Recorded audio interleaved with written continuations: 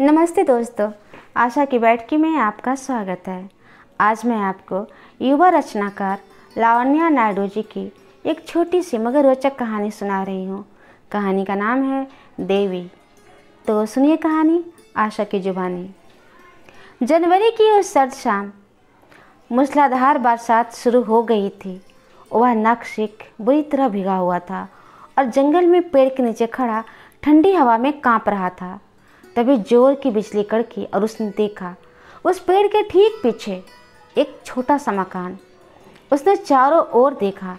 अब अंधेरा भी बहुत जल्दी बढ़ने वाली थी। उसे बरसात में कुछ रुकने का उपाय देख लेना था। वह कुछ उपाय ढूंढ रहा था जहां वो पानी में से बचा जा सके। जब कोई उपाय नहीं उसे मिला तो उसके पैर स्वतः उस मकान की ओर बढ़ चले। मकान ज़्यादा बड़ा था नहीं। दरवाजे और खिड़कियां भी बंद थी। दरवाजे की कड़ी बजाकर उसने ज़ोर से आवाज़ लगाई, कोई है? सुनिए, बाहर बहुत तेज़ बारिश हो रही है। क्या आज के लिए या केवल बारिश रुकने तक आप मुझे आश्रय दे सकते हैं? बड़ी मेहरबानी होगी। सुनिए, कोई है? कोई मेरी आवाज़ सुन रहा है? अंदर से कोई आवाज़ नहीं आई। वह वहीं दीवार से सटकर पानी से बचने के लिए चिपक गया। वह दरवाज़ा खुलने का इंतज़ार करने लगा। थोड़ी देर के बाद किसी ने हल्का सा दरवाज़ा खोला। अंदर से कोई आवाज़ तो नहीं आई, लेकिन दरवाज़ा हल्का सा खोला किसी ने। अंदर से एक लड़की की आवाज़ आई, सुनिए, मैं आपको अंदर नहीं आने दे सकती, किंतु ये छाता ले लीजिए, शायद कोई मदद हो जाए। रुकिए, मैं नीचे रख देती हूँ। बारिश के पानी से शुद्धि हो जाए तब उठाइएगा। मैं समझा नहीं, क्या शुद्धि हो जाए? देखिए, मैं बताती हूँ। मैं अभी अपवित्र हूँ ना, इसलिए। वो क्या है ना कि मैं अभी रजस्वला हूँ। हर महीने 5 दिन मुझे हमारे इस कोठरी में आकर अकेला रहना पड़ता है। लड़की ने बाहर बाती चलाते हुए कहा। बाहर उजाला फैल गया था। तुम्हें यहाँ सुनसान अकेले में डर नहीं लगता? यहाँ तो आसपास और कोई भी नहीं है। हाँ, पहले लगता था। मैं बहुत रोती थी, लड़की ने कहा। माँ से मेरा रोना देखा नहीं जाता था। तब वह यहाँ बाहर आकर सोती थी और मैं अंदर सोती थी और मुझे डर बिल्कुल नहीं लगता था। फिर वह अचानक चुप हो गई। फिर क्या? अब माँ हमेशा मेरे साथ रहती है। उसने दरवाज़ा थोड़ा खोला और उसने देखा एक चंदन की माला चढ़े तस्वीर को देखकर वह लड़की मुस्कुराई। मुस्कुराते हुए भी उसका जैसे गला भर आया था। लेकिन तुम्हारे गांव में कोई इसके लिए बोलता नहीं? ये तो बहुत गलत बात है ना? हाँ, लेकिन कोई नहीं बोलता है। उसकी आवाज़ में सहजता थी। ये तो गांव के हर घर में हर स्त्री के साथ होता है। फ़र्क सिर्फ इतना है कि किसी को कोठरी मिलती है, किसी के नसीब में झोपड़ी। बोलती हुई वह चौखट के उस तरफ बैठ गई। खड़ा खड़ा वह भी थक चुका था तो चौखट के इस तरफ वह भी बैठ गया। तुम्हारा खाना? तुम खाना क्या खाती हो? तुम्हारा खाना कहाँ से आता है? मैं खुद बना लेती हूँ। अंदर चूल्हा है ना, और खाना पकाने का थोड़ा बहुत सामान भी रखा हुआ है उसमें। हैं? तुम तो खुद इतनी छोटी हो, खाना बना लेती हो? उसने आश्चर्य से कहा। हाँ, लड़की बहुत खुश से बोली। मैं बहुत स्वादिष्ट खाना बनाती हूँ। लड़की की आंखों में चमक आ गई। शायद थोड़ी उस बाती की भी रोशनी आंखों में घुल गई थी। आप कुछ खाएंगे? मैं कुछ लाऊं आपके लिए? लड़की ने बड़े उत्साह से पूछा।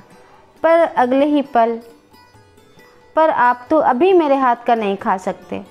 लड़की का चेहरा बुझ गया। वह मुरझा गई। क्यों नहीं खा सकता? तुम दो तो खाने के लिए। अरे बाबा, मैं अपवित्र हूँ ना। अभी तो आपको बताया तो था अभी। लड़की की मासूमियत पर वह मन ही मन मुस्कुराया। कुछ देर दोनों चुपचाप बैठे रहे। फिर उसने अपने बैग से अपनी कुछ दवाई निकाली। कुछ सोचकर थोड़ी देर बैठा रहा, फिर वापस अंदर रखने लगा। क्या हुआ? लड़की ने पूछा। आपने अपनी दवाई वापस अंदर क्यों रख दी? आपने दवाई खाई क्यों नहीं? देखो, मैं खाली पेट दवाई नहीं ले सकता, तकलीफ होगी। पर क्या? लड़की ने पूछा। दवाई नहीं लिया, पर क्या दवाई नहीं लिया तो भी मेरी तबीयत बिगड़ सकती है। उसने तिरछी नज़र से लड़की को देखा। ओह, अबे क्या कर सकते हैं, तुम कुछ खाने को दे नहीं सकती, मेरे पास कुछ खाने को है नहीं। लड़की थोड़ी देर गंभीरता से सोचने लगी, फिर धीरे से बोली, सुनो, मैं तुम्हें खाना देती हूँ, पर तुम ये बात किसी को मत बताना बाहर, वादा करो पहले। वादा? उसने बोला। अरे ऐसे नहीं, अपने सर पर हाथ रख कर बोलो। वो फिर उसके भोलेपन पर मुस्कुरा दिया और सर पर हाथ रख कर बोला, वादा। अब खुश हो तुम? हाँ, अब रुको, मैं तुम्हारे लिए खाना लेकर आती हूँ। थोड़ी ही देर में उसने थाली में दही, चावल, प्याज और आग में सिके पापड़ लाकर उसके सामने रख दिए। खाना बहुत स्वादिष्ट लग रहा था। वह पलक झपकते थाली साफ कर गया, जैसे कई दिनों का भूखा था। कैसा लगा आपको? वह उत्सुकता से पूछ रही थी। खाना कैसा लगा आपको? लड़की ने दोहराया। अमृत। वह आंखें बंद कर बोला, जैसे वह स्वाद में खो जाना चाहता था, उस स्वाद को अपने आत्मा तक पहुंचाना चाहता था। लड़की मुस्कुरा दी। दोनों ने रात भर बहुत बातें की।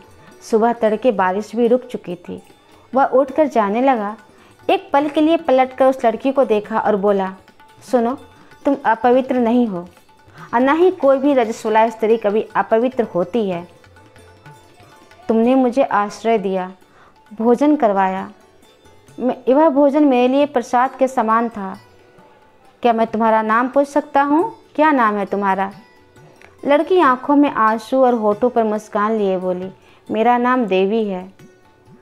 हाँ, तुम सच में देवी हो, उसने बोलकर उस लड़के के आगे हाथ जोड़े और वहाँ से चला गया। थोड़ी दूर चलने पर उसे एक ट्रैक्टर मिला। गांव में नए लगते हो भैया, रात भर इतनी मूसलाधार बारिश में कहाँ रुके थे? ट्रैक्टर वाले ने पूछा। वो जो सड़क किनारे कोठरीनुमा मकान है ना, वहाँ एक छोटी सी बच्ची देवी रहती है, उसी ने मुझे आश्रय दिया। अगर उसने मुझे रात कोठरी में आश्रय नहीं दिया होता तो इस बारिश में भीगकर बीमार पड़ गया होता। बहुत प्यारी बच्ची है, उसने बताया और सारी कहानी बताई। ट्रैक्टर में बैठे लोग एक दूसरे को हैरत और आश्चर्य से देखने लगे। क्या हुआ, आप लोग इतने खामोश क्यों हो गए सुनकर?